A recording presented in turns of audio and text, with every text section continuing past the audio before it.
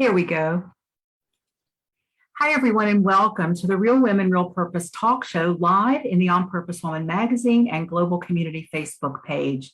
I'm Jenny Roberts. I'm one of the hosts of the Real Women, Real Purpose talk show, and I'm also the founder and publisher of On Purpose Woman magazine and founder of the On Purpose Woman Global Community. My guest today is the attractive thinker, Dr. Toni Hatton, and we'll be talking about how to do an identity shift and turn your defining moments into your destiny moments. Thank you for being here and talking with me today, Toni. Awesome, Jenny. It is such a pleasure. I'm excited to reconnect and just really share with your audience. Thank you for the invite. Oh, you're so welcome. I appreciate you being here. And it's been so great to reconnect with you. It's been a number of years, hasn't it? Yes, it's been a while. So I'm really excited to get into this conversation today. But first, I want to tell our audience a little bit about you. The Dr. Toni Hatton, the attractive thinker, is an identity coach and a get-to-the-root specialist, a vision mindset expert, a vocal artist, a speaker, and a certified health coach. She is also the author of Don't Be Afraid, He's Preparing You, and The Attractive Thinker. She's a creator of the Attractive Thinker movement and the Think Attractively Identity Shift, which she says is the greatest online course on the planet. She has written and recorded several songs, which are now streaming on major music distribution outlets, and was the host of the Attractive Thinker radio program for Radio 1 in Baltimore for 2 years. Dr. Toni is the recipient of a governor's citation and an honorary doctorate degree for the transformation that she provides in the community. A defining moment that could have dimmed her light actually gave her insight. As a result of showing her son how to see without eyes, it enabled her to show people with eyes to see, because his darkness became her light. Dr. Toni provides mental tools, clarity, direction, and action steps for new and aspiring entrepreneurs and those who are in the midst of some form of change. When I read that, and there's even more in your bio that you're doing, it's like, my goodness, woman, when do you sleep? Well, as a creator, these ideas come, and I'm really passionate about helping new and aspiring entrepreneurs, because I was once a new and aspiring entrepreneur, and I know that mental battle, it's not so much external, it was an internal game for me that I had to master, and didn't even have the tools. I didn't know how to master the inner game. I didn't even know there was an inner game, Jenny. And through trial and error, I got to this point in my life, and I was like, I've got to help other new and aspiring entrepreneurs, because they have fantastic and amazing ideas that are really solutions to the world today. So that's, just a part of the mission that I'm on. And that's why I've created what I've created. I love music. That's why I'm a vocal artist. That was my first love, Jenny. Oh, was it? Okay. Well, one of many that was really talents. My first love. And writing books. Yeah, and that's the thing. When I help new and aspiring entrepreneurs, I just believe in expressing all of them. I don't believe that we've been given gifts to hold on to some and express others. If you have it, why don't you share it? Yeah. Yeah, I agree with that too. And I've read more than once that being an entrepreneur is the greatest personal growth tool you'll ever get, because it really does. If you haven't worked on any of your stuff, it's going to come up, and it's going to keep coming up and keep coming up. So I think it's really important that you're out there giving people those tools to go share their gifts, because it's needed in the world. Yes, absolutely. I like what you said, because I think about that often. The entrepreneurial journey, it really is the greatest personal growth and development experience that I have ever had. Who knew? I mean, you get an idea and you think you could take it to the marketplace, and it's a hit, and it's successful, but then you have all this stuff that comes up within you. Entrepreneurship really stirs up the foundation within yourself, and causes you to work on those areas, to either do or you don't. And if you don't, chances are it's not going to go the way that you had hoped. Absolutely. You just said something else that triggered something else that I wanted to say. Oh, let me think. I think it was pretty brilliant. What was it? Let's see. You were talking about, yes, how it brings up everything. And what came up for me is this reminder that I got when, I've been in the corporate world getting a steady paycheck. And people kind of giving me their expectations. I've never really gone out there and networked. When you're actually asking someone to purchase or to work with something that you've created, something that I've created, That is so different. Yes, And it can be so hard, and it can feel like such rejection if people aren't rushing yeah, and knocking your doors down wanting what you have, right? It just absolutely. I totally agree. And yeah, it's funny how that's a real thing because it's easier to market somebody else's it product. is. You're right. You're right. I think you're so right there. You and I were talking right before we came on about how we connected. I don't actually remember how exactly we connected. I don't know if you do, but I I was already, you do or you don't? I don't. Okay, but you just showed up. We showed up in each other's life. And I was doing the print version of On Purpose Woman magazine, and I learned about you and your son. And I thought, oh, I think this would make a great story for the magazine. Now, in your bio that I just read, you said that a defining moment for you, because today we're talking about taking those defining moments and making them your destiny moment. We're going to talk about how you did that. But a defining moment for you could have dimmed your light, but actually gave you insight. And as a result of showing your son how to see without eyes, it enabled you to show people with eyes how to see, which is so amazing. So that people know where you are with this, let's talk a little bit about your son, what happened with him, and how that became a defining moment for you. Yes. So on Saturday, October 17th, 1987, at the time, my son, he was my firstborn, was 10 months old, and we were just planning a picnic. It was a beautiful sunny day. I mean, crystal clear skies, and the weather was perfect. I was like, wow, this is a perfect day for a picnic. So let's just stop by the mall, grab a few things, and, spend the day at the park. But while I was dressing the baby, I had him laid on the bed, and the sun, it came, I mean, Jenny, it was incredible how the sun just came right through the window and shined directly in his face while he was laying there, and I was, changing his clothes and everything. And I just for a split second, I saw something in his eyes that didn't look normal. And because I had mentioned it to his pediatrician when he was 6 months old. And this is the thing, when babies are born, they're in the doctor's office in 2 weeks, and then in 4 weeks. And then so they're constantly there. And I kept bringing it to his attention. He would use the little flashlight, shine it in the baby's eyes and say, oh, it's nothing. He's very young. His eyes haven't fully adjusted. Sometimes, baby's eyes are a little bouncy and trying to focus and things like that. So he said, don't worry about it. But now my baby's 10 months old, and the sun is directing my focus to do something.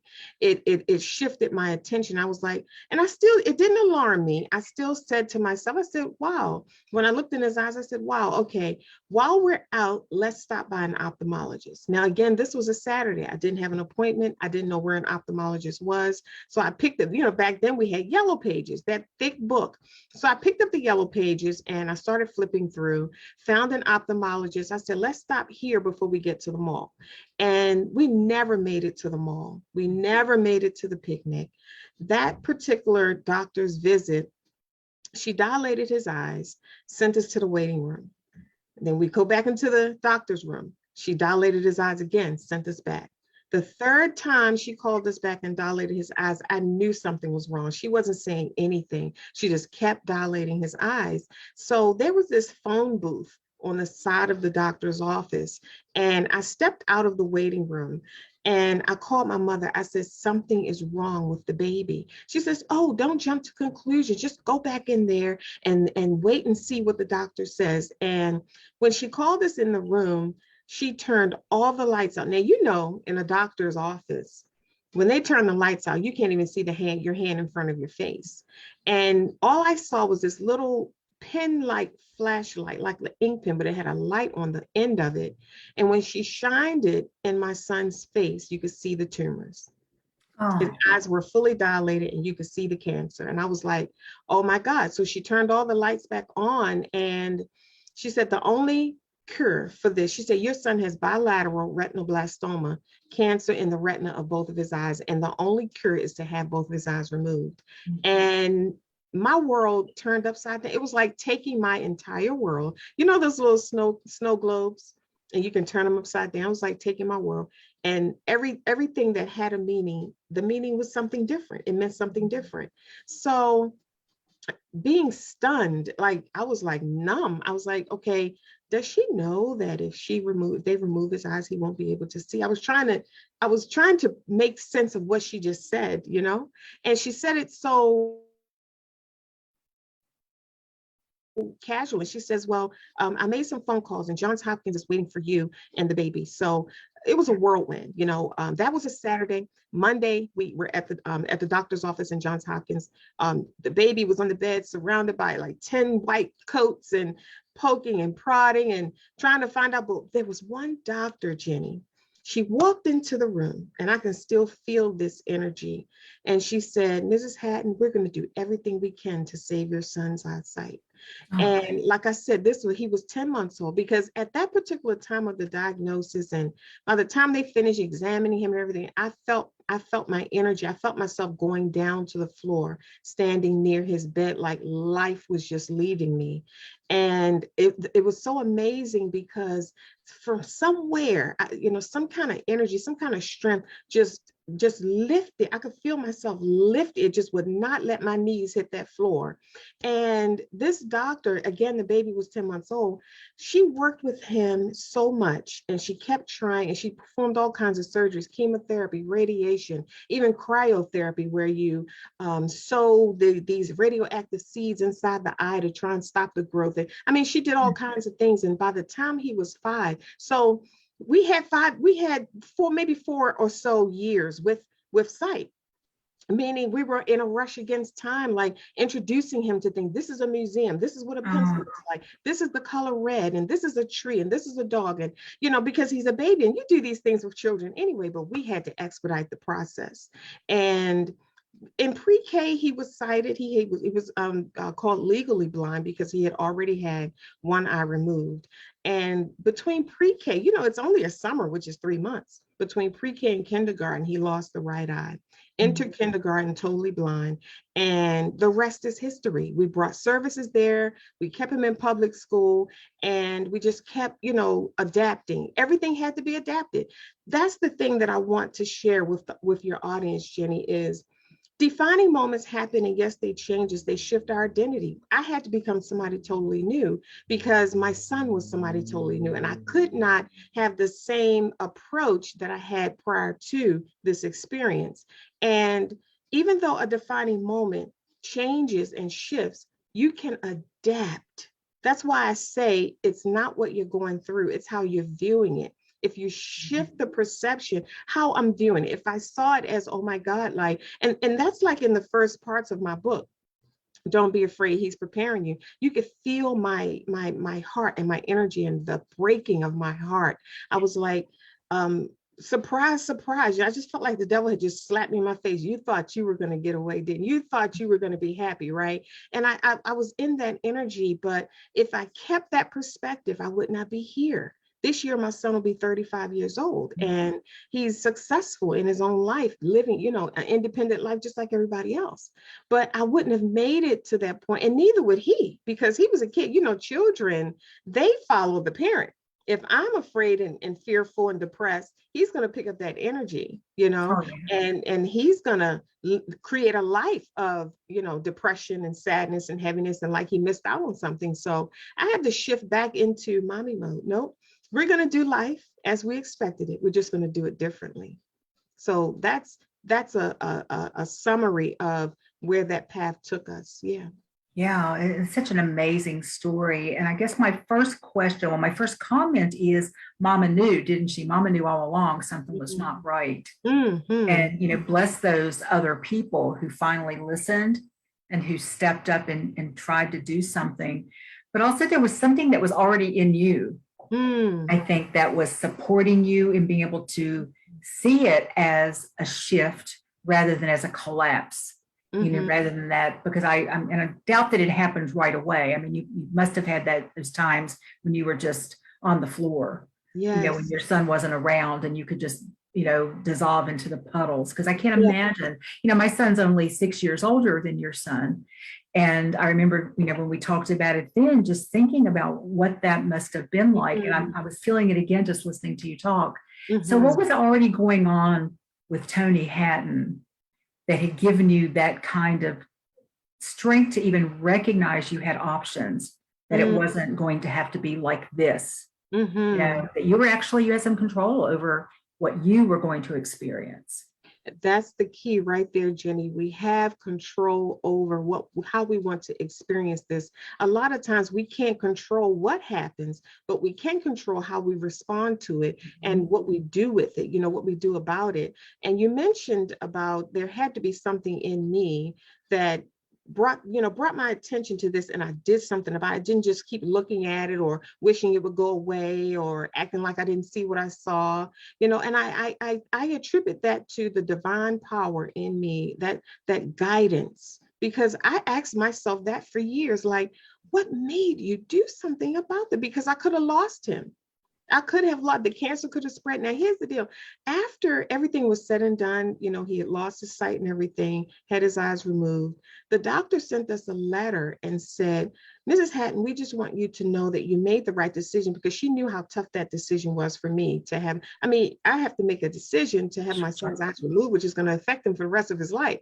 So she said, you made the right decision, because after research and, whatever they do with when they remove things from the body, they examine them. She said the cancer was at the point of spreading. So it was the right decision. But when you ask me, what was that in me? I've questioned myself for years about that, because even the doctor, when we took him to Hopkins after the first diagnosis, he asked me, he said, what made you bring him in? Because retinoblastoma is not detectable by the natural eye. He said, usually when people come in, when they bring their children in with retinoblastoma, it's at its latest stages. You brought him in, and it was time. It was an opportunity to save his life. So again, I had to keep asking myself these questions, and all I can come up with is it was just divine guidance.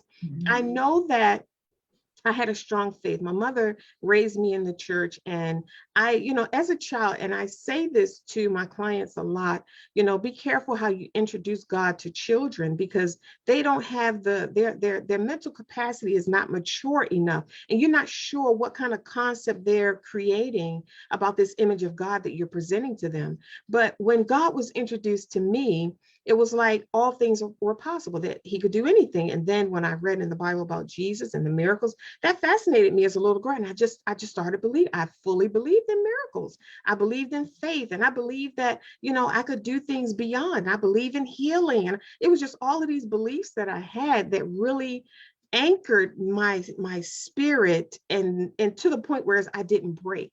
I had something to believe in. I had something to rely on. Even when it didn't turn out in my favor, I still had that belief that everything was going to be okay. Yeah, wow. Well, before we talk more about this whole idea that now you're the attractive thinker and how you're helping other people, and some of your beliefs now that you help people spread their wings as an entrepreneur, how's your son doing? What's he up to now? He is fantastic. He just came back from hanging out with friends, traveling. He travels through the plane, the train, wherever he wants to go. He's been skiing in Colorado. He's got his massage therapy certification. What? Wow. Music producer. He writes and records, and we're working on a song now for the holidays. So he's living a full life. It's amazing. It's not amazing. It's beautiful. It's not amazing. I don't like to say that, because it's exactly as it was supposed to be, right? Yeah, I like the way you said that. Exactly the way it should be. Yeah, that's good. Yeah. Well, you'd said before that it's not what we go through, it's how we view what we're going through, which is one of the things that got you through this, because there's so many ways you could have viewed that, and most of them not positive at all. Yes. But you also say that we see with our belief, not with our eyes, which is kind of the same thing, but say a little bit more about that. When we look out into the world, because I believe that life just is, things are just happening. Life is just going around in circles year in and year out. It's just happening. And we have all of these perceptions. I have a perception, you have a perception. In my first book, Don't Be Afraid, He's Preparing It, I created a scenario. I said, for example, you have two women going out to lunch, on lunch break from their job. They leave work and they go to lunch. And one of them, both of them are together after the lunch. They're on their way back to job, and they get robbed. their purses are taken. One woman, she's so distraught about the situation. She collapses. The ambulance has to come and take her to the hospital, all this anxiety. The other woman runs back to work. Oh my God, you're not going to believe this. We were attacked, but nothing happened. We didn't get hurt. They could have shot. Things could have happened. Two different perspectives, same experience. So it wasn't what happened, Jenny. It was how they perceived what happened, which caused that emotional response. It caused the outcome. So, the one lady, she could say, oh, I'm in the hospital because I was robbed. The other lady can say, I have my life. And, even though I don't have my purse, I have my life. And I'm so glad he didn't hurt me. You know what I mean? That it comes down to you, and it's a decision. I had someone ask me one time, we were at a mastermind that I was hosting, and one of the young ladies said, how do you be happy? What is happiness? I say, happiness is a choice. You have to decide. I decide to be happy. So when you decide to be happy, happiness is not based on your circumstances or what happens in life, because I used to live like that. When life was good, I was good. When the waves were high, I was high. Like a surfer, when the waves were low, I was low. And I could not function like that. When you're an attractive thinker, when you're a person, a leader like yourself, Jenny, you can't lead people. You can't function if you're up and down with life. And life is a series of ups and downs. It's not going to change. Yeah. So I had to make a decision. I said, listen, talking to myself, I decide to be happy. I'm just going to be happy. And when you take that stance and that foundation, the waves keep coming and you're still happy. You figure it out. When the waves are low and you feel your energy drop, you find a way, you use your attractive thinker mental tools, and you get back up on that surfboard and you ride that wave and you just live your life like that. And I found that my life is more fruitful and peaceful when I choose to be happy and not allow outside Can you imagine how many outside circumstances can rob you of your happiness, can cause you the last few years, especially the last few years, right? Yes. There's a whole smorgasbord of things that you could choose to be fearful of, angry about, upset about, all of that stuff. And there's a lot to unpack there. There's a lot to unpack there. Yeah. I don't know if you know this about me, but I left a corporate career when I turned 40 many, many years ago. And I went to work for a seminar company that was doing this amazing, very progressive kind of work. And I've been a client of theirs for about 6 years. And they had, I guess, invited me is the right word, to go through their facilitator training program, which was a full year program. And when I was doing some part-time facilitation for them in their programs, but when I hit 40 and I thought, I'm not doing what I'm here to do. I've got to make a choice. I was a single mom. I took a gigantic pay cut, but I went to work for them, and they were espousing all of these principles. And I remember, when I started actually internalizing them myself and learning and shifting and looking at life through a different lens, if you will. Yes. I've often in my life, in the past at least, been called a Pollyanna. And are you familiar with the story of Pollyanna? Somewhat, yes. Yeah. It was a movie. I read the book when I was a real little girl. Pollyanna's greatest sin, if you will, is that she saw the good in everything. Oh, wow. Her parents died when she was a fictional character, but her parents died in a car crash when she was little, and she had to go live with an aunt who was wealthy and took care of her, but couldn't show love. And so Pollyanna's dad had taught her how to play the glad game. So when things weren't going in the way they thought they should, they would find things to be glad about. Bottom line is Pollyanna taught the whole town how to do that. And I used to say Pollyanna got a bad rap because it's like people, and I remember people say, oh, Jenny, you're always, you just always see that upside of everything. Not always, but I like to look, try to find it before I take action on anything. Yes. So I think that 35 years ago, it was a more foreign concept, if you will. But I think now people the past so many years, people have been catching on to this, that I do have choices. I can look at it differently. I don't have to be a victim. Yes. Because in your scenario, the one woman was a victim and the other woman was what we used to call, she was accountable. Didn't mean it was her fault. It just means that it was hers. Yes. And now she's going to do something with it. Yes. You know? Because when we're in that victim place, we can't take any action at all. We're like Absolutely. stopped. So I just love that you're doing that work. And I remember, 30 years ago thinking, or 20 years ago, or 15 years ago thinking, well, everybody knows this stuff already. I mean, everybody knows this stuff, right? And so, it's in every book out there. It's all over TV. It's, everybody knows it.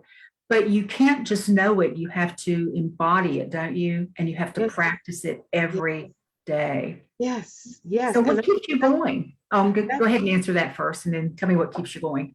I think, Jenny, that's the key right there. You have to practice it every day. You mentioned something about the victim. When I was hosting radio here for Radio One, I did an episode on are you a victim or a victor? And you can find that on my website. But that was very significant. I got a lot of response behind that because that's two different perspectives. That's taking your power back from the experience. When we play the victim role, we're giving our power to the experience, and we're left helpless and hopeless. And that's not a good image. It's not a good feel. And we can't really make decisions, like you said. We can't make decisions from a helpless, hopeless place that are going to give us a great outcome. Yeah. So it's about, shifting and deciding, am I going to play the victim role in this experience, or I'm going to remember that I'm a victor? So what was your second question? Oh, what keeps you going? Because, we're talking, I think we're both on the same page with this, and we both live our lives similarly, I believe. Yeah. But, you don't wake up every day, and I don't, and hit the ground running and going, oh, I'm just going to have a fabulous day today. Everything's going to go my way. And it's really not about that. It's about being real, don't you think? Yes. Yes. And feeling the down. Yeah. Going with the down and being with it, but not letting it take over, not letting the wave overtake you. That's right. So when you realize that you're maybe falling into that, do you have any tips or tools that you could share with our audience about how you keep going and bring yourself back? Absolutely. So early on, before I knew anything about mindset, I didn't even know what a mindset was. I was riding these waves of up and down, and it was just robbing me of my life. Years were going by, and I was in this. Whenever life was good, I was good, and it only took one thing sometimes, Jenny, to knock me off my game, and I could be down for weeks. Because, I really care about things. I deeply care about things. And if things happen, it's not going well, it affects me deeply. So it would knock me off my game. And I just got tired. I said, I cannot function. And this can't be what my life is all about. I can't function according to what's happening in life. I've got to find another way to stabilize my emotions, to stabilize my energy so that I can continue to create. Like I said, I'm a creator. I love creating things. I love writing books. I love singing songs and producing and recording. I love helping entrepreneurs create. And how can I do that if my energy is low? So number one, I decided that was not going to happen anymore. And I learned we have to recognize these patterns. There are patterns when our energy drops. So I teach attractive thinkers how to do an assessment. As soon as you realize your energy has dropped, as soon as you realize you're not at the top of your game, do an assessment. What did you just hear? Who said something to you? What did you just say to someone else? What kind of experience or interaction? Was it a phone call, an email, somebody knocking on your door? Something entered into your experience, your energy, your aura that shifted some things. It could have been a thought. It doesn't have to be an external thing. It could be a thought. It could be a memory, but you have to assess. And if you can't figure, you said, well, Dr. Toni, I can't put my hand on anything and say that anything happened that shifted my energy, then in those situations, you want to make sure you're practicing extreme self-care. Stop what you're doing and nurture yourself. Pay attention to yourself. You sometimes our body goes through these changes when it needs extra attention and extra care. So since I've noticed these patterns, and I used to force it, Jenny, I used to say, you know what, I don't even have time for this low energy. I've got this book to finish. I have a client in 2 hours. I don't have time to be feeling crazy in my energy. And I would bulldoze my way through it, not understanding that the thing that I was working on wasn't as important as me taking care of myself, of my mental health. Pausing, maybe sipping some tea, doing some deep breathing, going for a walk, sitting, relaxing. I have a lot of healing modalities in my home. Foot soaking, foot massages. It's funny that we were talking about that because here's one right here. This one is really simple. It was laying on the back of my chair. This right here, I don't know if you've ever seen anything like this before, but it's a reflexology foot pad. And these are the buttons, and it actually sends electrical probes up through my feet, up through my legs, because I like to relax. And a lot of times, people saying elevate your legs when you're sitting or whatever, but I like to also nurture them and massage. And these electrodes actually go through the feet. They help stimulate the lymphatic system, which is helps, drain fluid from the body. So you're not holding on to things. So I have a lot of healing modalities that I do when I feel like my energy is, I call it, there's static on the line. Oh, static on the line. I like that a lot. Interference, right? Yeah. Interference, and I can feel it. I can feel that static in my energy, and I know it's time for me to pay attention to myself, not so much bulldoze my way through and make this appointment or this deadline or make it happen, but myself. I need care. So attractive thinkers, the On Purpose Woman community, this is what I'd like to share with you. How often do you take time to practice extreme self-care? We do it with our children. If they come in and say, oh, this hurts or that hurts, we tend to it. But now it's time for us to tend to ourselves. So, and like you said, Jenny, it's a daily mental practice. We have to have these things in place that we do every single day. You can't just do it one day and expect to see results. It has to be just like brushing your teeth. That's true. Every single day. I call it a mental breakfast. You have to have your mental breakfast. I like that. Yeah. And I'm sitting here thinking that wouldn't it be great when the day comes that we don't even have to call it extreme self-care because it's natural? Yeah. Because I think extreme self-care means, for some women, extreme self-care just means having 10 minutes to themselves in a day, which is extreme. Wouldn't it be nice if that was the norm? Yes, absolutely. Extreme was like, taking a spa vacation for 3 weeks or something, right? Yes. And I remember that when my children were little, even stepping away to take a bathroom break, I would see their little fingers coming under the door. I was like, are you kidding me? I'm only going to be 5 minutes. They were like, Mommy, what are you doing? I said, Lord, help me. I can't get away from these kids.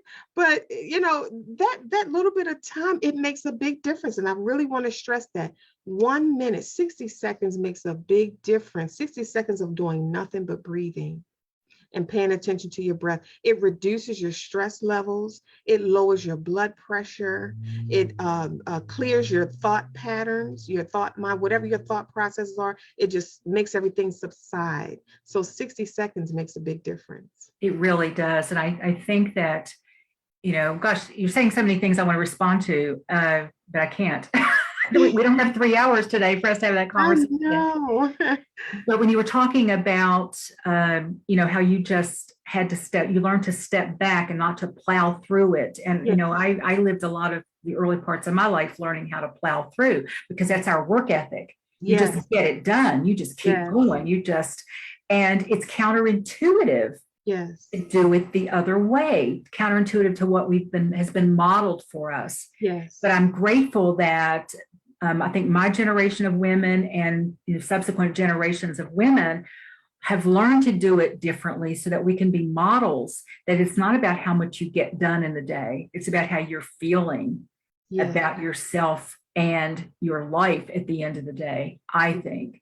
And I can achieve a whole lot more in that place. When you were talking about your energy level, it's a vibe. So it's not just about my energy being low and I got that sinking feeling in the pit of my stomach because I didn't like what somebody said or I made up a story about something I thought it meant. But it's not just my energy that goes down, everybody around me. I affect everybody or infect everybody.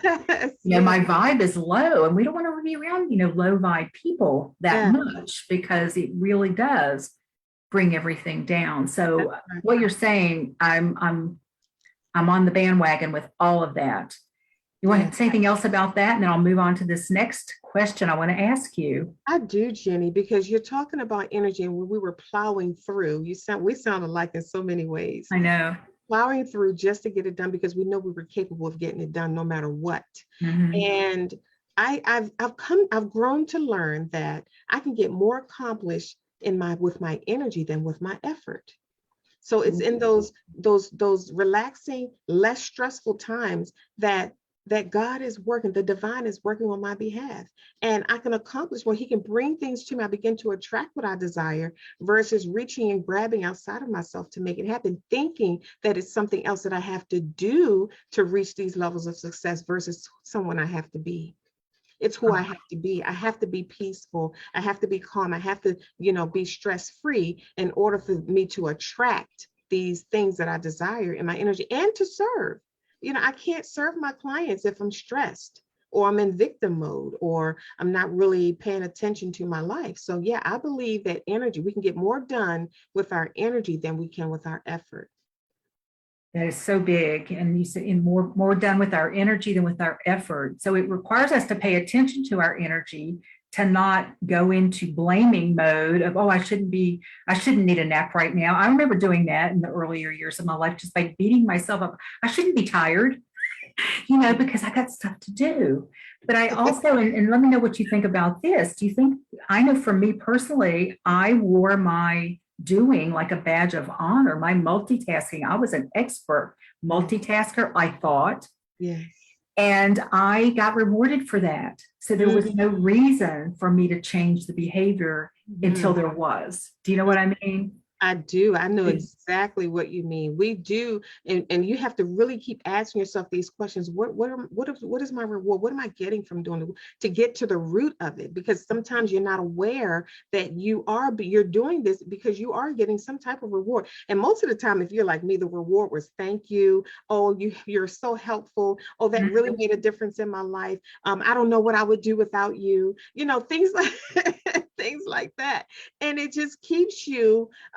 I'm a helpful person. I love helping people. I love solving problems. I love making a difference in people's lives because I don't like to see people struggle. I don't like to see people in pain, but that positions you, it sets you up to over deliver in areas that you're really not going to get the outcome or be as productive as you could be in the energy versus the effort. So yeah, I had to shift that. How did you shift that, Jenny, from being that helpful person all the time versus sometimes you have to let things go. Yeah. And it doesn't feel good, but you have to. Yeah. Well, for me, it wasn't as much about being that helpful person because I always considered myself a bit more selfish than the average woman. And I see selfish now in a very positive way because it just means self comes first, right? Because it has to. But where I got my kicks was from being told, oh, great job. Oh, nobody could have pulled that off but you. And I remember people saying to me, I don't know how you do all that you do. And I would say, oh, it's just, I'm just good at that particular thing. That was a big lie. Because the big lie was that I wasn't functioning well. Wow. I wasn't getting enough sleep. I wasn't eating right. I wasn't doing the things. I wasn't happy. Wow. I was in achievement mode. And it wasn't until I think this happens to a lot of women of a certain age. I was in my early to mid 30s, was going through a really, not a nasty divorce, but a painful divorce that kind of blindsided me. And instead of, just going off and doing what I'd been doing, I said, I got to change something. I have to change something. So that was the wake up call for me. That took years, to actually really learn and activate and all that. It's still, it's a work in progress all the time. We have to be vigilant, don't you think? Vigilant with ourself and what's important to us. But thank you for asking me that because, I like that word, vigilant. You have to take it serious. You can't take a haphazard approach. You can't take a lazy, oh, well, if it happens, it happens. If it doesn't, it doesn't. You have to be focused and on point and intentional because you matter just that much. You matter. Right. And I don't want to be a role model to younger women of martyrdom and doing, because as you know, the with all that doing for others, whether it be a corporation or a family member, really the results aren't great. The payoff isn't big. It's all outside of us. It's all that psychological payoff. This is, oh, I'm worthy. Oh, my self-worth was through my job for the most part, because I hadn't developed that sense of self yet. You know, who's Jenny on her own without any of that stuff. So it's big. And like we said, it takes a lot of courage to go down this path, doesn't it? Yes, my God. Yes, yes. Jenny, that word you use, martyrdom. I used to say that I'm not a martyr. I'm not a martyr because everybody depends on me because I'm dependable. You know, everybody comes to me because I can get the job done. They're like, you know how to get it done. Can you make this phone call for me? Like, call this organization because you know how to talk, you know, or can you do this for me because you do it so well? And I'm like, you know, the thing about like you said, there's a flip side to that, Jenny. The outcome is not so favorable, especially if you're pouring everything that you have into someone who doesn't appreciate it, or you're pouring all of this energy into someone who's not going to use the energy that you gave them. These are the things that we get stuck with when we're not clear as to who we're supposed to be giving this energy to. Now, we have all of this energy for a reason. We're supposed to be giving it to someone as well as ourselves, but we have to be strategic as to how. It's just like money. You wouldn't just run outside and just start handing away money. Right. It's the same thing. You're right. Same thing. I believe that time and energy and money are all currency, and we have to handle them just like they're very valuable, just like we handle money. Yeah. So, well, I think I'm going to say something, and then you say something else, and then I forget what I was going to say there because there's just so much juicy stuff here we're talking about. Yes, it is. So if that comes to me, I'll mention it. But I think we've covered a lot today, and it's already like almost quarter of. Can you believe that? Oh, I can believe it. It's always fantastic and amazing talking to great minds. You just never know what's going to come up. Yeah, you know, that's true. That's true.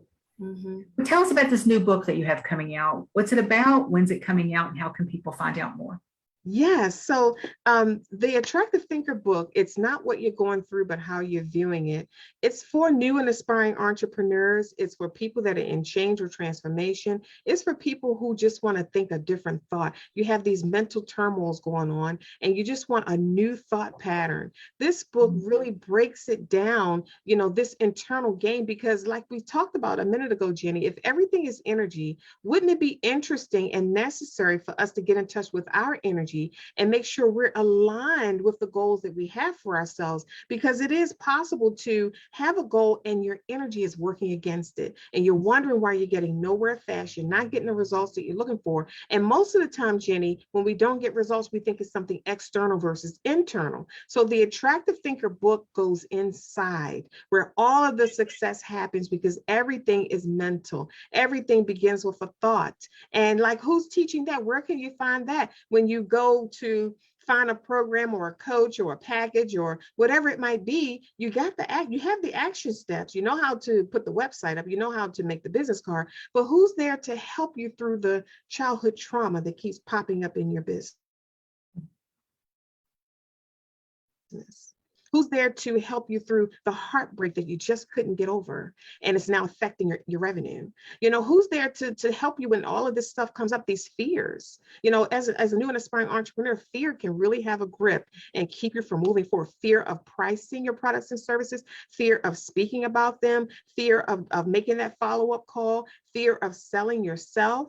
You know, the marketing and the sales aspect of it. You know, I work with new and aspiring entrepreneurs. It's not funny, but, you know, because I'm beyond that and I know exactly what it looks like, it makes it very, you know, a lot easier for me to help them. But that fear can be paralyzing. Sometimes like you're shaking. You got to make a follow-up call and you're literally shaking. That fear, you know, that fake fear, because as soon as you get on the call, it goes away.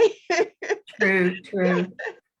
Toni, when I first started my business, it was before the internet. Yeah, so I wrote the book so that, yes. I think there's a little bit of a delay there with us every once in a while. I think the internet kind of goes into, but go ahead, keep talking about your book and I'll tell you what I was going to say. Okay, so yes, I wrote the book, The Attractive Thinker, and Jenny's going to share the link where you can get pre-orders of the book. It's going to be released probably by early February, but it'll be released on Amazon. But I just want to autograph. I want my hand. If you want my hand on your book, Attractive Thinker, I want you to get an autographed copy. So that's what we're going to offer you today. But this book is not a one read. It is a book that you will carry as a guide for generations to come. You'll always refer back to this book. You'll go and get thoughts. You'll create new thought patterns with this book. You'll go back and assess your beliefs. When you hit a roadblock in your business, you'll go back and say, what did Dr. Toni say? Or what should attractive thinkers do? Or how should entrepreneurs handle this and that? It's a reference for you to have forever. And that's why I'm so excited to get it into your hands. Thank you. And I will put the link in the comments below. So look for that as soon as we're off of here.